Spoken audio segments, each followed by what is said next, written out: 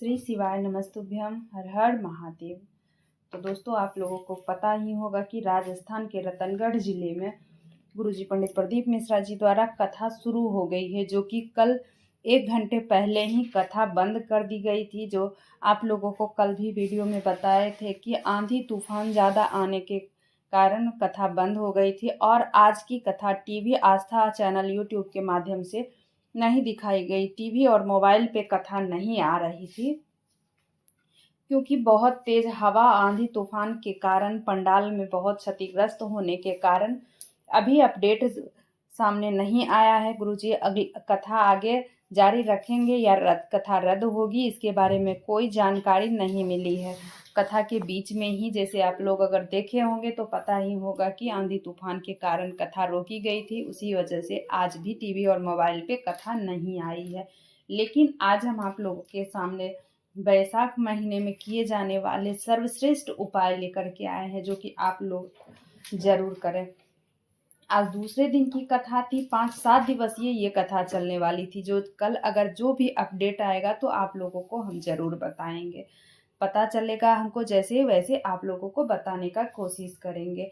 अब बैसाख महीने का विशेष उपाय जो है आप लोग जरूर जान ले और ये मौका हाथ से जाने ना दे, क्योंकि साल में एक बार ही ऐसा मौका आता है। कभी आपको इस उपाय को करने से पीछे मुड़ के नहीं देखना पड़ेगा, उन्नति की ओर आप बढ़ेंगे। बैसाख महीने का विशेष उपाय आप बैसाख महीने में किसी भी दिन कर सकते हैं।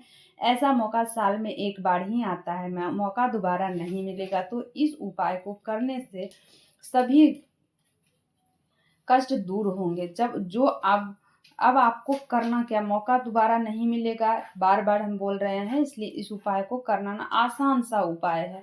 अब आपको करना क्या है, इस उपाय को करने के लिए आपको एक मिट्टी का पात्र लेना है। मिट्टी का घड़ा हो या जो भी हो, छोटा सा बड़ा सा जो भी हो आपके पास, आप जो ले सकते हो। तो मिट्टी का एक बर्तन ले ले। उस पात्र में आपको रात्रि में ही पानी भर के रख देना है। रात्रि में ही ध्यान रहे, पानी भर के आपको रख देना है। तो आपके पास जो भी, अगर आपके पास मिट्टी का पात्र, मटका हो, जो भी हो, अगर ना कुछ हो तो दिया भी हो अगर मिट्टी का, तो उसमें भी आप जल भर के रात्रि में रख सकते हैं। बैसाख महीने में किसी भी सोमवार को या प्रदोष के दिन या बैसाख महीने की शिवरात्रि के दिन, आप लोगों को पता ही होगा बैसाख महीना हो या किसी भी महीने में प्रदोष आते हैं, तो प्रदोष के दिन भी आप इस उपाय को कर सकते हैं। और मासिक शिवरात्रि जो आती है तो उस शिवरात्रि के दिन भी कर सकते हैं, या बैसाख महीने में किसी भी सोमवार को इस उपाय को आप कर सकते हैं।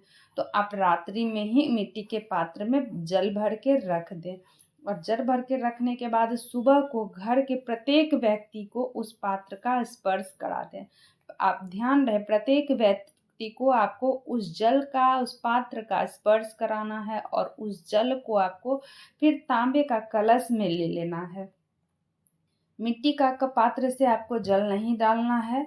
उस पात्र से आपको, मिट्टी के पात्र से तांबे के पात्र में आपको तांबे के कलश में जल ले लेना है और जल लेकर के आपको जाना है शिवालय। शिवालय जा करके आपको कुंदकेश्वर महादेव के नाम से समर्पित कर दें। नाम ध्यान रहे, अब आपको कुंदकेश्वर महादेव के नाम से आपको जल को समर्पित करना है। कभी आपको पीछे मुड़ के देखने का जरूरत नहीं पड़ेगा। जीवन में उन्नति करते चले जाओगे आप। उपाय करने के लिए चूकना मत, मौका बार बार नहीं आएगा। बस ये बैसाख महीने में ही इस उपाय को किया जा सकता है। अब अगले उपाय जो है, अब दूसरा उपाय है रोग निवारण। आप लोग जा रहे हो डॉक्टर के पास दिखाने के लिए और आपके मन में लग रहा है कि हमें बहुत बड़ी बीमारी हो गई है, डॉक्टर क्या बोलेगा, मन में असमंजस चल रही हो, मन में डर लग रहा हो कि बहुत बड़ी बीमारी हो गई है, तो इसके लिए आप इस उपाय को कर सकते हैं। या अगर आपको कितनी भी बड़ी रोग हो, बीमारी हो, छोटा हो बड़ा हो रोग हो, तो आप उसके लिए भी उस उपाय कर सकते हैं। रोग निवारण के लिए इस उपाय को आप कर सकते हैं। इसे शीतल आरती बोलते हैं। इस उपाय को शीतल आरती आप करें। अब इसको करने के लिए आपको क्या करना है, जब आप डॉक्टर के पास दिखाने जाए तो जब शिवालय में अब आपको शीतल आरती कैसे करना है। जब आप शिवालय में प्रवेश करते हो, आपको जाना है शिवालय। शिवालय जाने से पहले अब आपको ध्यान रहे कि क्या क्या सामग्री आपको लेनी है। तो कमेंट में बहुत आदमी पूछते हैं, अगर नहीं समझ आए तो कमेंट बॉक्स के जरिए आप पूछ सकते हैं कि अब आपको शिवालय लेके जाना है। एक कलश जल लेना है, एक कोई भी पात्र में आप जल ले लें। एक कलश तांबे के पात्र में जल लें। तांबे के पात्र में आपको एक कलश जल लेना है, तांबे का बर्तन में जल लेना है आपको, और एक पुष्प लेना है। आपके पास कोई भी सामग्री और हो या ना हो, बहुत लोग कहते हैं कि पूजा में ये सामग्री वो कुछ भी हो या ना हो, बस आपको एक पुष्प लेना है और तांबे के पात्र में आपको जल, एक कलश जल लेना है। अब आपको करना क्या है, जब आप शिवालय में प्रवेश करते हो तो शिवालय में प्रवेश करते समय अपनी हथेली पर एक पुष्प रख लें। अगर बन सके तो आंकड़े का पुष्प, जो आंकड़े का पुष्प होता है, आप वो आंकड़े का पुष्प अगर मिल जाए तो बहुत अच्छी बात है। अगर आपको आंकड़े का पुष्प उजला हो, नीला हो, गुलाबी, जो भी हो, 2-3 तरह का फूल आता है, तो आप लोग मंदार के भी पुष्प बोलते हैं उसको, आप लोग के इधर जो भी बोलते हैं, आंकड़े का पुष्प ले लें और उसको हथेली में रख लें। अगर आंकड़े का पुष्प नहीं मिले तो कोई भी पुष्प आप ले सकते हैं, हथेली में ले ले। फिर एक कलश जल आपको हथेली में लेकर के प्रवेश करना है। अब आपके पास कोई भी सामग्री हो या ना हो, बस एक कलश जल और एक पुष्प लेना है आपको। अब करना क्या है, 11 बार शंकर भगवान का 11 रुद्र का स्मरण करते हुए, ध्यान रहे 11 रुद्र का स्मरण करते हुए 11 बार कलश को घुमाकर आंकड़े का पुष्प, माता अशोक सुंदरी का स्थान आप लोगों को पता होगा, 11 बार को रुद्र का स्मरण करते हुए उस कलश को और जो आपने हथेली में पुष्प लिया है 11 बार घुमा करके माता अशोक सुंदरी के स्थान पर आपको वो पुष्प समर्पित कर देना है।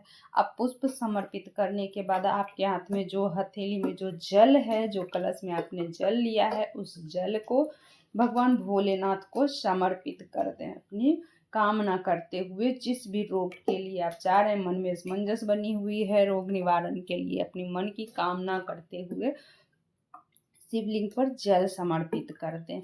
इसे शीतल आरती बोलते हैं। अगर आप लोगों को 11 रुद्र का नाम नहीं आता हो, 11 रुद्र किसे बोलते हैं, रुद्र 11 रुद्र का नाम होता है, अगर नहीं आता है तो कमेंट बॉक्स के जरिए पूछ सकते हैं, तो वो हम 11 रुद्र का नाम आप लोगों को बता देंगे कमेंट बॉक्स के जरिए, या आपको हम वीडियो के माध्यम से भी, वीडियो बना करके वीडियो के माध्यम से भी 11 रुद्र का नाम आप लोगों को जरूर बता देंगे। अगर आप लोगों को पता हो तो 11 रुद्र का नाम लेकर के आप इस उपाय को अवश्य करें। आपका कितना भी बड़ा रोग दुख कष्ट हो, जरूर उसका निवारण होगा। श्री शिवाय नमस्तुभ्यम, हर हर महादेव।